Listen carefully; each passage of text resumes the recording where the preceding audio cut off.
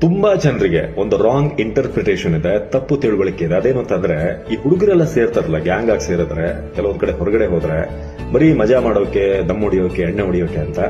It's wrong. ಒಬ್ಬ ಹುಡುಗ ತನ್ನ ಹುಡುಗರ ಗ್ಯಾಂಗ್ ಜೊತೆಗೆ ಸೇರ್ದ ಅಂತಂದ್ರೆ, ಎಲ್ಲೋ ಹೊರಗಡೆ ಹೋದ, ಒಂದು ಟ್ರಿಪ್ ಹೋದ, ಒಂದು ಬೈಕ್ ರೈಡ್ ಹೋದ ಅಂತಂದ್ರೆ ತಾನಾಗಿರ್ತಾನೆ, ನಗ್ತಾನೆ, ಅಳ್ತಾನೆ, ತನ್ನ ನೋವುಗಳನ್ನು ಹೇಳ್ಕೋತಾನೆ.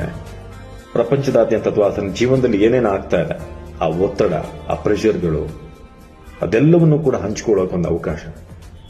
ಹುಡುಗರಿಗೆ ಅದೊಂದು ಥೆರಪಿ. ಬರೀ ದುಡ್ಡು ಖರ್ಚು ಮಾಡೋದು, ಡ್ರಿಂಕ್ಸ್ ಮಾಡೋದು ಇದೇ ಅಲ್ಲ.